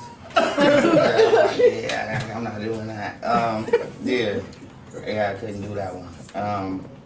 But yeah, no, I had some questions. I remember. All right, next. Capaholics. What's going on? Capaholics? Shit. Samaya. Oh, this one's good. I know damn well you ain't gonna use that degree. I know you're not. I might. Well, What the fuck is, what's logistics? Supply chain. I'm really doing it for my mom too. That's the worst. If your mama watches this, I'm sorry, but I think that's the worst reason to go to college. I'm gonna take something in the summer, probably in the winter, so I can finish early or something. But I don't know because I just transferred. So you don't think I should go to college? Listen, I may get canceled for telling you this, but you talking to a nigga with straight A's in high school. Literally, like I ain't missing not one. I'm staying after school every day, everything. I go to college, I got straight C's, because I was told C's get degrees, right? I'm like, all right, cool. So I'm going out 4 times a week, turning up. Then I start doing YouTube, and I start like doing YouTube videos in college. That's how a lot of these niggas know about me. I did YouTube in college, and then it got to a point where I was making 5 figures a month on YouTube, and then that's when I moved out here. If I would have never took that leap of faith from college to just strictly focusing on myself and doing YouTube, I would not be here right now. So college holding you back? It wouldn't necessarily hold me back, but it was just like, you only get 24 hours in a day. You know what I mean? So if you spending fucking on that Tuesday and Thursday, if you spending, I don't know how long your classes is, but if you spending that time on top of doing work, that same time that you can be spending doing that work, you can be spending it doing videos or doing streams. You know what I'm saying? Yeah. But I feel like I be taking a lot of breaks because mentally, like I be reading stuff and I don't be liking it because they be knowing this shit be fake sometimes. Like some shit do be fake. Like you don't really be like. Look who you talking to. You talking to the top hated nigga on this bitch. But you recently started getting hate though. Hell no, I've been getting hating on for about 2 years. I mean 2 years. I'm saying like, but you've been doing this for how long? I've been doing it for a minute. Yeah. But like, if the hate was gonna bother me, I would have been quit, right? It's been like 2-3 years since I've been getting hate. But it's like, you can't quit because you've been doing it for so long. Like I mean. Man, there's niggas that hate LeBron. He's still the best basketball player. It don't matter. It's like, hate is an indication that people care. Jokic the best basketball player. You gotta care to hate. You know what I'm saying? Yeah. You don't hate nobody. Do you hate a random person that's across the street right now? Because you don't know them. But if somebody hates you, being known in this industry is a plus. That means you're winning. If people don't know you, you don't matter. It's okay to get hate. It's okay for people to rage bait you. These is people that sit in their bed wishing they was in your position. And then these are the same people that'll come up to you and ask you for a picture. Yeah. And then they get like these niggas that come to my concerts or came to my little performances just to record in the back and say, nobody vibing. Whole time you took time out of your beautiful day to come pull up, to come see me, just to hate. Hate really is another form of love. If you look at it like that, it's like, shit ain't nothing. And all this shit equal money at the end of the day. Yeah, you're right. Because I don't be streaming because I just be like, I don't got time. Like, I be arguing with them, but it just be like, if I'm doing whole shit, that bitch is a whore. Like, that's how I be thinking. Because I don't even be doing nothing. Like, for real. If we really want to talk about it, but it just be like, they normalize certain people because they're the internet princess or like certain shit like that. But if the internet don't fuck with you, anything that you do be wrong in the eyes. It's really just like a lot of shit is really just based off of like being pretty. You know what I mean? Yeah. If you look good, right? Yeah. People gotta find something because can't nobody say you're ugly. So they gonna call you something. And at the end of the day, this is my whole thing with like girls that's pretty, right? Mm-hmm. Would they rather you be with a dusty, weak ass nigga or be with a successful nigga? You know what I'm saying? Mm-hmm. If you're pretty, you're gonna get the best nigga. You know what I mean? Yeah. So they all, and the best nigga might be a known nigga. The best nigga might be this nigga, boom, boom, boom. But that's the nigga that count. There's girls out here that's weak as hell that's fucking 1,000 broke ass or fucking with 1,000 broke ass, weak ass niggas and they ain't getting no hate. You know why? Because the niggas they fucking with don't matter. Yeah. You know what I'm saying? So you can't take that shit to heart. Like you gotta think like, man, who gives a fuck at the end of the day? Right. And then as a girl, like girls gonna get more scrutiny anyway for being around niggas regardless. Mm-hmm. If that's the case, I should be getting super hate, buku hate. I be around girls all the time. I don't get hate for being around girls. It's just what happens as a woman. But at the end of the day, it's like the same niggas that's talking shit would break their neck to be with you. You know what I mean? Yeah. And they would crash out to be with you. They all this other, you can't look at that shit. All these niggas be lame online. Like niggas that be talking crazy about girls or like anybody. It don't be like girls for real. It be niggas. You know what I mean? I'm all for Samaya staying in school because I think Ty the guy has a great perspective on all of this. Like, and I was watching Ty yesterday. Shouts out to Ty. Let me see. I'm share over here. Share the screen of his video. Ty the guy. Ty has, here it is right here. DDG and J Cinco, the backstory. It's 39 minutes. And Ty was just talking about how, you know what I'm saying, he's been there before, right? Like he was literally in quote unquote Capaholics before it was Capaholics. And so he said, while the views, the clout, and the money, it was great. It was gravy. Everything was sensational with that. It was a lot of times where, you know, dudes would say stuff that rubbed him the wrong way. He didn't like being around people that were disrespecting him. And he had to sweep it under the rug for the sake of keeping the content going to keep making the money. And he said after a while, you know, he just got tired of that in LA, all the fakeness for the sake of keeping making money. And he moved back to Atlanta. And he said moving back to Atlanta, home with the family and stuff like that, and get back in touch with his roots and the things that really matter. Even though he gets less views now and he might not be making as much money directly from content, he said he feels more fulfilled than ever. And I feel like that perspective is so serious because Samaya, what does Samaya get hate for? She's known as the quote unquote community ball and things of that sort from Streamer University on. And the thing about Samaya is I feel like the main thing that people know about her is okay. Like a lot of people think she pretty, she look good. Also, one of the biggest thing is Samaya only 19. That's one of the things she's known that she's only 19. She's a 19-year-old, this and that. You know what I'm saying? With the whole kind of sleeves of the tattoos, everything like that. Wah, da, da, da, woo, woo. She kind of comes across as like looking more older, like more mature and stuff like that. I think that opens the door for her fan base to be based off of the wrong things. Your fan base is based off of what? I think you should take more time. I think Samaya should continue to stay in school. So when she pops out and pursues content full time, she understands fully who she is as a person and how she wants to brand herself. If she just rushes now at 19 to make the most money she can off of streaming and off of content creation, I don't know if she knows herself enough at this point of life to go ahead and do that. You can go ahead and make all the money and stuff like that, be lit, but then you end up 29, 28, 30, and you end up coming to this conclusion. You end up coming, hold on. I got it. You end up coming to this conclusion and this reality. Like tomboy swag, like blah, blah, blah. Then I got my sexy Tumblr. It was like tomboy swag, like blah, blah, blah. Then I got my sexy on and started like really like showing off my body, showcasing my body. That's not the right path to take. If I could go back in time right now, I promise to God, You wouldn't take that path? I would not take that path. It's the easier route. It's just like, of course, it's obvious. Like, you show everybody, you get likes and pictures. Wait, I got that now. Exactly. Like, no. That's so surface level, and I've wanted my whole life to be beyond surface level. Like, guys get with me, like, oh, you're so beautiful, you have the perfect body, like. And then that turns into like lustfulness rather than getting to know and like really caring for the person. Yeah. The brain. Yeah. Looking in the eyes. You know Just what I'm saying? I love below Tumblr. It was like tomboy. So there it is. It's all surface level kind of lust that you get instead of genuine love and support that you might want to build your following off of.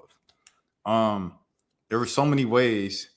And this and I feel like I have shifted my content and stuff like that online and stuff like that to kind of more adhere to what people want without fully going into it and stuff like that with just discussing trending topics every day and stuff like that on daily streams. And it has helped. I have grown like probably went from I was probably stuck on like 3.5, 4,000, whatever before I started all this. To like 5,500 now. Thank you for all the support and love and things of that nature. But it's like you have to be careful when you're building something online of the base of your identity of what you want to be known for online. Because you can pivot, you can, rebrand and things of that sort, but there's always going to be a group of people who hold, the old brand of you against you. And you just want to, digital footprint is real, bro. You just want to make sure. Like when you do this, you build it off of what you want, because how you build it off of is much easier to kind of start this off like Yana J. Yana J is a pretty girl, whatever. But Yana is funny. Yana tap dance. Yana sings like a Disney princess. Yana can do this. Yana can. So with Yana J, it's not just, it's going to be people doing that regardless, because that's just how people naturally are. But Yana J hasn't, marketed herself as the baddie, Yana J, the baddie streamer. She's just Yana J, the entertaining, young, energetic kid or whatever, this and that. And that's her brand. You look at Digny. Digny's another great example. Like, she based her whole thing off of like the screams and the funny little videos and clips that she would do all the time. And now she's trying to transition into streaming and things of that sort. And she refused to get into these streamer relationships and things of that and make her, you know, kind of romantic pursuits public because she didn't want to be trapped into the corner of the internet of baddie content for women and things of that sort. I think as a man and especially as a woman, you have to watch what you base your online brand off of because you're going to be stuck with that, you know, from here and kind of down the line and things of that sort. Regardless, like India Love going to Streamer University last year and start streaming, bro, we saw a whole nother side of India Love that a lot of people did not know. A lot of people just knew India Love as a girl from Tumblr. A lot of people just knew India Love as a girl from Instagram who had that little situation with the game when she was like 16 or whatever, which the game kind of got away from. I don't know how you got away with that, but yeah. You know what I mean? That's what India Love was known for. And the Westbrooks, you know, the Westbrooks family show. Shout out to Crystal Westbrooks, Morgan Westbrook, everybody like that. That's what she was known for. I ain't really know too much about like her personality, how she even spoke, whatever. All I knew was she was the girl from Instagram with the family. The whole family was Instagram famous, and then they had a reality show that I think lasted like half a year. Like I don't know. That's all I knew about him. I didn't know much about her personally until she entered the streaming space. And then she entered the streaming space. You see, oh, she's got a personality. She's funny. She's this. She's that. And now to this day, she still has the shade frost. All these people talking about, oh, I used to have a big crush. You was my first crush on the internet, this and that. And she has to deal with that for the rest of her career because that's how she marketed herself as a teenager, as a younger girl on the internet. And she wished that she could change it because she's tired of people just looking at that. First impressions are everything, bro. You know what I'm saying? So that's what I want to say. And, you know, that's why I think Samaya should wait and continue to do, you know what I'm saying, content part-time while she's going through school to have that degree, logistics, and not just do it for the sake of the degree and making her mom proud and this, that, but give her brain time to develop and let her understand herself, self-discovery as a young adult of how she wants to really proceed with this because she seems unsure about it. If you go into it unsure, you make a bunch of money, you become successful, everything like that, because you're going to be successful. Like you got all the connections to all the big streamers out in LA and you went to Streamer University. So 100% you're going to be successful. You're going to be able to, you know, buy a new house and new crib, car, everything like that, have the dog, you know, everything like that. It's just like, is that the base of what you want to build your career off of? Because you already say the hate gets to you being called a community ball and this and that and all that already gets to you. Do you want to just be known for dating content? Is that how you want to market yourself? You have to ask yourself these questions. So I think for that sake, Samaya should stay in school to figure this out and figure that out, man. You know, in 2-3 years, she might have a clearer idea of it. You know what I'm saying? If she doesn't, she can still become successful because she knows everybody. But like, I don't know. I think as a woman, I don't know if you can exactly fall off in content creation as long as you know what I'm saying, your looks are up to the conventional attractiveness. I don't think it can, you know, go away. Like you'll still always have a fan base and stuff like that. All right. Okay. Going back to the Capaholics house. They learn how to turn your hips. Yeah. Yep. 1, 2. Yeah. Do the real quick. Fight real quick. He's that fighting real quick. Which TikTok you want to do? Oh, God. It's yours. It's like, all right, man.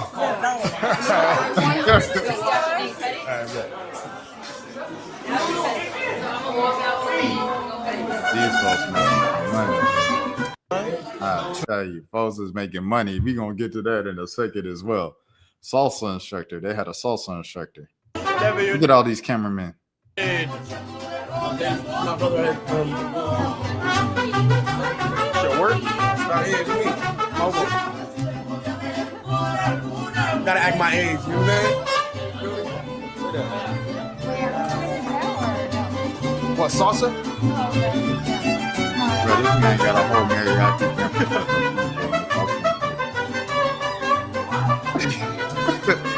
They putting they all into that. That's a lot of money. That's a lot of creativity. But you're gonna see, like I say, when we get to this money in a second, oh my goodness, the money behind it is ridiculous. You never win in a feud with a woman. That's a bad clip. You know? You gotta leave that shit alone, bro. There it is. There it is. That's W advice. That's W advice, man. Dove said this on my brother. I feel like he brought our family back together when it got destroyed, type shit. I got you. But I feel like I, got our family. I'm like family. I like bring all our family You family together. oriented. You don't want to tell everybody to pull up, get everybody together. But I feel like without bring everybody in the same room.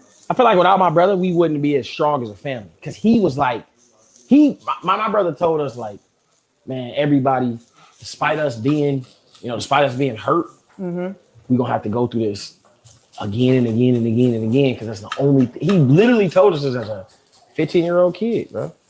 As a 15-year-old kid. That's wild. But y'all, that shit built y'all up. Huh? It built y'all. It brought y'all together. Y'all. That's what I'm saying. Y'all I never been through a loss before. My brother, DDG told me this before, ironically, because Jack Harlow had a line on Kanye's Donda 2 that was talking about just being scared about being a rapper and being paranoid about being a rapper, even when he pumps gas and this and that. And I asked him, how does he feel as a rapper? And I think it was 2022, 2023. He said, man, no, I'm not scared. We all got to go. And he looked me in the eye and just said it straight up. He said, yeah, man, it's just part of life. He's like, it's going to happen. I was like, dang, that's crazy. And so for him to say that at 15 and be mature like that, of like the only constant is the ending. It's grim, it's dark, but it's like, I don't know, just a good understanding of life. Obviously it doesn't take away from the emotion, but geez Louise, man. Shout out to DDG on that. Zeus was speaking on this. Don't know who Jay Cinco is. He was I will say, just because I knew about it before it came to the internet. They not faking this. So this ain't cap. Nah, they really beefing. Like they really got issues with each other. Like it was like a thing before it came to the internet.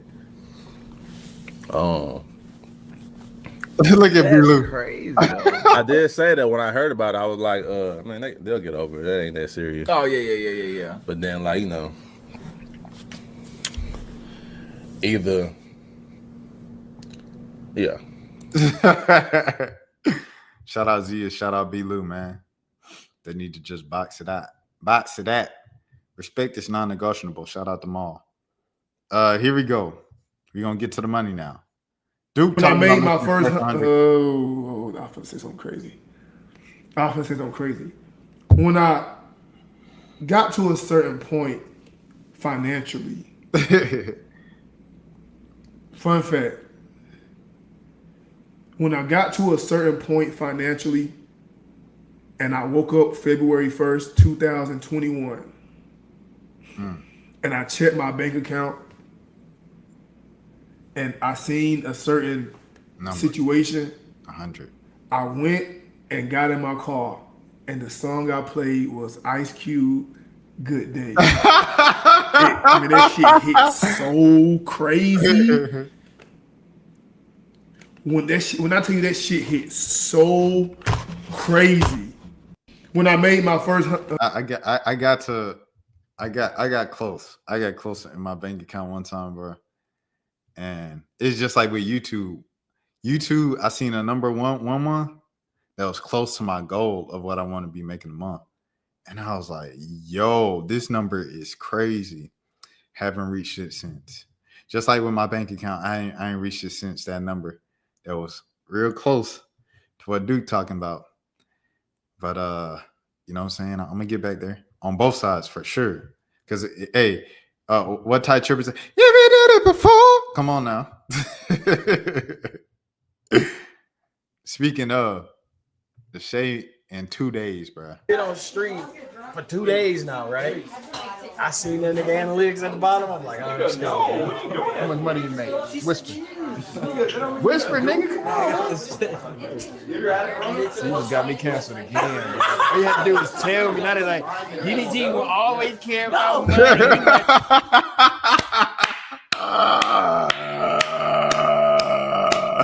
That's funny, bro. How much money you gave me? He made a trip from LA to Miami in a private jet. I don't know.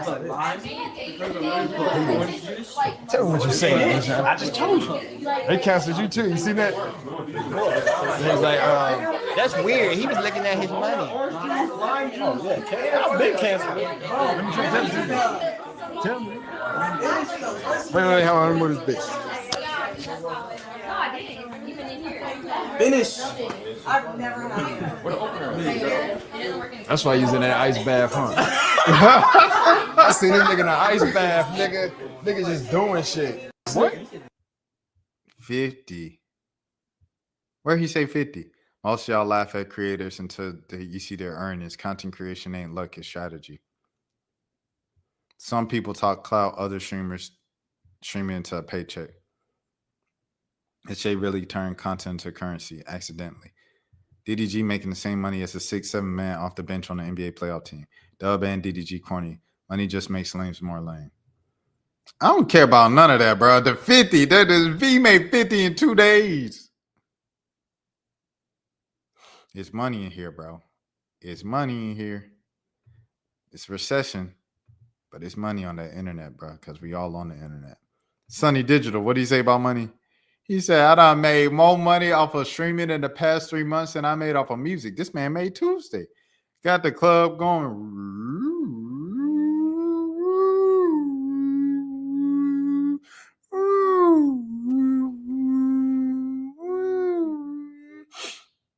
Got the club going up on a Tuesday. Got the girl in the club, she choosing. Club going up on a Tuesday. Here it is, bro. I made more money online in 3 months than I made in music in 3 months. The music industry so burnt. I'm trying to tell you, start streaming now. Forget the music bull stuff. He said, dude sold the soul for the chat. Honorable C-No. He said, you sold your soul to Sonny, to Sony. He said, nah, yours on the line as we speak right now, though, Warner, man. This is a bar. Y'all is hilarious and y'all asking to stop beefing, lost in the sauce. Both of you didn't throw the stone. Stop. We got Tobey Maguire's Spider-Man. I would do the same. We finna get banter on here. I love to chuckle. Oh, wow. I sold mine to Empire. All right, bro. He trying to include himself. Y'all funny. LMAO from TM88. Yeah. All the heavy bass dudes and the Atlanta Aero things that are honorable C-No. Jeez Louise, brother. More money in the past 3 months than he made from music, bro. And Sonny don't even be, you know what I'm saying? His streams don't do like crazy numbers or anything like that, but he does send your music in. He reviews the music and he does bring, and he be on stream probably about every day, every night for about 4 hours. A whole, you know what I'm saying, streaming segment and stuff like that. So shout out to Sonny, bro. And then the last thing, low tier guy, he spoke on Kai's 1 million subs. Shit starts feeling manufactured and lose its authenticity. How can you take it serious? When you have the entire help of the industry, sponsors, big giant production, celebs, of course you're gonna hit it. It's manufactured so you can do it. On top of that, specifically on his stream. This got music on it. So I'm gonna just say this, bro.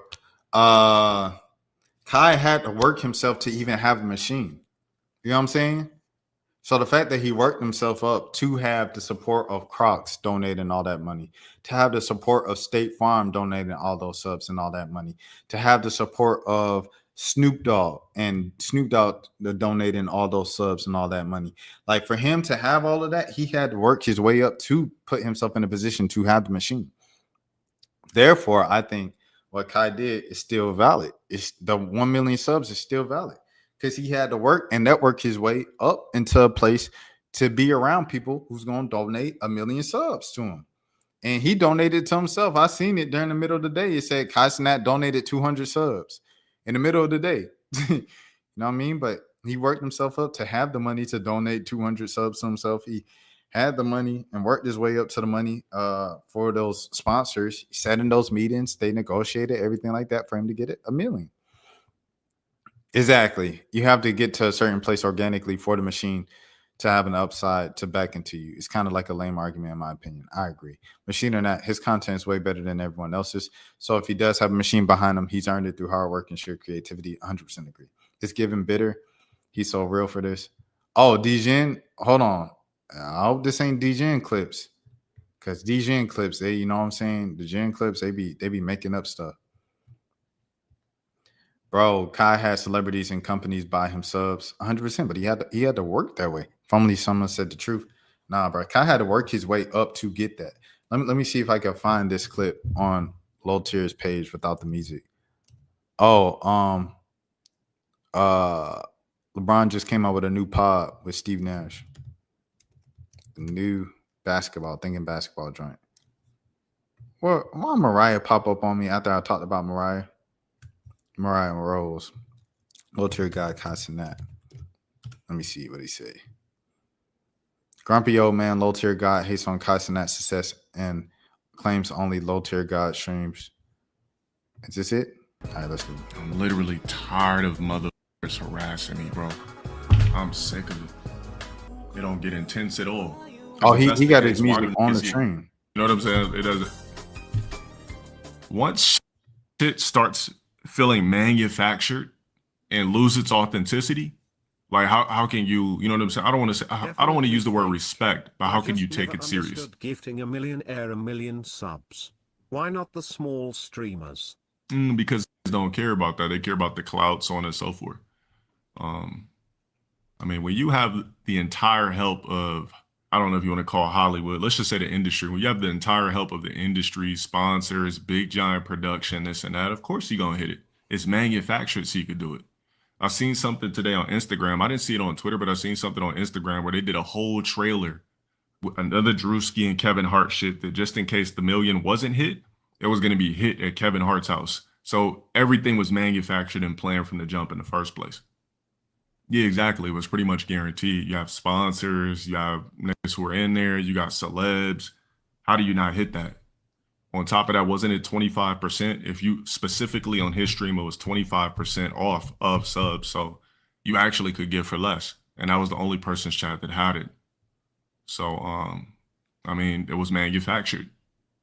Yeah, exactly. If you're a regular person, why give? Let's just say if you're a regular person that dropped 50, you're a peon. You're a peon.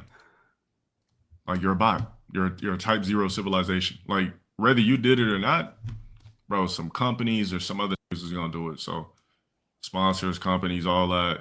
It was already pre-planned. I'm pretty sure they already had it on a blueprint board. Like, okay. But he still did it. Hello. If it was so easy to get 1 million subs, Low Tier guy, you go to the companies, you go to the corporations, you have those meetings, and you get you 1 million subs next month. I want to see 1 million subs from Low Tier God on Twitch before Christmas Day. Is this me clout chasing off a Low Tier guy and want him to respond and we get into a beef and he get up my money and we get up both each other money? Maybe. I ain't gonna lie. Low Tier guy, if you want to give me the money. But at the same time, no, I'm serious though. If it's so easy, Low Tier guy, you go out to State Farm, you go out to Nike, you go out to Crocs and get you $1 million, bro. I mean, and get you 1 million subs. Go ahead. Look. We're gonna drop this here. This person's gonna drop that there on this day. We're gonna make sure that it's real close. So what we're gonna do is we're gonna make sure it's real close. So we want to make it seem realistic. We don't want you to hit it too quick. Then on that day, we're gonna have eBay drop that. Snoop's gonna drop a $250,000, but that's gonna be backed by such and such. Then such and such is gonna drop, and then we're gonna get it this way because when you really think about it, it's only if you really think about it, it's 100,000 10 times. We have 20 sponsors here, so plus the normal people that are in chat. How are we not gonna hit this goal? But just in case, we do have this blueprint laid out so that everybody can do it. Bro, it's manufactured. So there literally was a blueprint. That's not even me hating. I'm just telling you, it was manufactured. You have to work your way to I know money. some You people gotta- might take it as hate, but it's not. I wanted to see him cut his locks. You guys know for 2 years I'm like, bro, he should cut his locks. But anybody that say he should cut his locks is anti-black. It was manufactured. I stand on that. It's okay to cut your locks. If you want to cut your locks, I'm going to cut my hair at some point. I've had a low haircut for majority of my life. I'm going to cut my hair at some point. I used to have braids in middle school. I cut the braids off. It's okay. It's a part of just being, I don't know, black or whatever. Just growing your hair, doing different hairstyles throughout your life. It's cool. But if you say you need to cut your locks for the sake of business to make more money and this and that, it'll be a cleaner look. You'll get more. That's anti-black, including Kevin Hart. Kevin Hart was the main one saying that, bro. It's just that simple. When you have a machine behind you, anything's possible, bro. It's just like a trash actor that's in everything. They have a fire fucking agent. That's how you're able to get in those rooms. Did you know for me to get into a room to get into a room for an audition to say one sentence, I gotta have a fire ass agent that puts me in that room? It's just not I'll open up a newspaper, go on fucking 360casting.com. No, that's not how Hollywood works.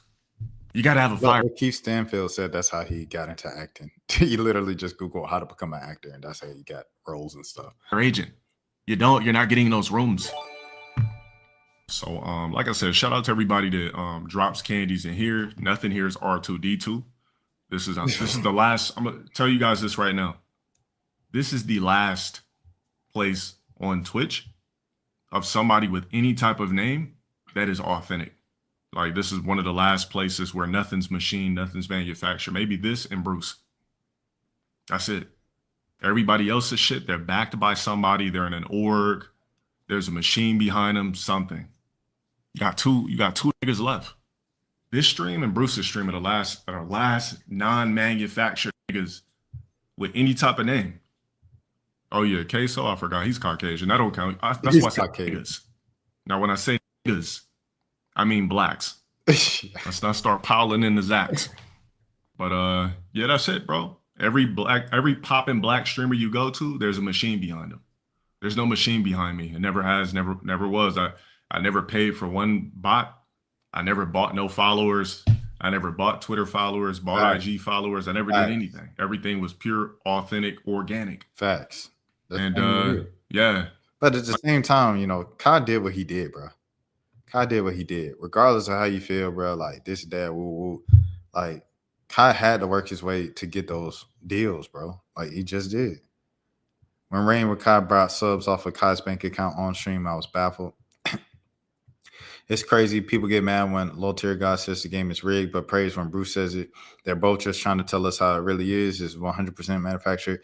Dude had to donate to himself to keep the subathon going, and then had billion-dollar companies give tens of thousands of subs. Low Tier God tells his homies congrats on their success, but never really mean it. Oh, what'd he say? None are successful to congratulate. Bro, what? What? Crocs and eBays is crazy. Anyways, man, I'm gonna end off right there. And yeah. Oh, I want to say this, bro. I want to end off on this, bro. It's just a little note. A lot of y'all been getting on Kayla Nicole, who I seen at the Super Bowl, and I didn't realize that was Kayla Nicole, like Travis Kelce's ex. I just seen her at the Super Bowl. I was like, bro, she bad. She had a friend with her that was bad too on the red carpet. I said, they bad. Who is they? They look like supermodels, everything like that. And I was like, oh, it makes sense. It was Travis Kelce ex. But a lot of people have been getting on Kayla Nicole, bro, for the past so-and-so years of being like, she dragging this. I dated Travis Kelce, then she dragging it. And then what happened in the latest Taylor Swift album? The upgrade, quote unquote, that he made with the billionaire, the Taylor Swift, the biggest, most powerful lady in music, right? She dissing Kayla Nicole. Kayla ain't doing nothing but a sports podcast. And she go on other people's podcasts where they ask her about Travis Kelce. She answered the question and people say, she need to let it go. She's the bitter ex. She'll never let it go. Travis Kelce, what's your peak? You'll never get big enough like that again. He's with a billionaire, Taylor Swift. They aren't concerned about you. They're too busy to think about you. Like I said with Lareezy, you guys seen the short. If you haven't seen the short, he's talking about Kendrick Lamar noticing him from his Instagram and everything like that, presumably. I talk about Donald Glover on the set of Atlanta laughing at his phone in between takes. Everybody on their phone. Jay-Z on his phone. Beyonce got a phone. Everybody be on their phone. Even Joker, who ain't got his Kanye ain't have a phone for a couple years, and Ed Sheeran ain't have a phone for like 10 years. Ed Sheeran still be on that iPad. Kanye still got people around him with phones. So it's just everybody has a phone, and no one too big or busy or anything to be beyond the normal life stuff, bro. Nobody's beyond it. Because on the latest album with Taylor Swift, she's sending shots to little old Kayla Nicole y'all been talking down on for the past few years, bro. And like I said, I don't know Kayla personally. I just seen her once at a red carpet at the Super Bowl and said, dang, she bad. But people really been on her head for just answering questions people been asking about her. And Taylor Swift obviously felt the way about it. Enough to mention it on her album that's going to get 3 million sales and a gazillion people glazing it. And, you know what I'm saying? And stadium tours around the world, bro. And bringing out cities. Every city she go to, she going to bring out the whole city. You know what I'm saying? So that's all I wanted to say, bro. That's all I wanted to say about that situation. Kayla, salute to you, bro. You know, everything. I don't know exactly what you got going on, but keep going. Don't listen to the haters. Keep doing what you do and all that stuff. And for you, have a good day, man. Have a good morning. Have a good afternoon. Have a good evening. Have a good night. Have a good day. This is your first time on the channel. My name is Rashad Milling. This is the World of 10K Subs. We will be live. Tonight is game 3, but I'm also doing 1 a.m. tonight. You guys know now we're syndicating 1 a.m. So 1 a.m. podcast live streaming will be on the page. And then I'll be doing my regular stream after that. So I don't know how close it's going to be to right after game 3, but it will be tonight, sometime after game 3. I think I might try to jump into the press conference and record it since they're not sending. If you're wondering where the press conference has been the entire finals, if you're here just for my press conference clips and stuff like that, the Aces and the WNBA haven't been sending the recordings of the press conferences. They've just been sending the replays. So I haven't been able to download it. So I assume I don't have permission to post it. If I go in real time on the Zoom and record it myself, then I could post it because I recorded it directly to my computer and stuff like that.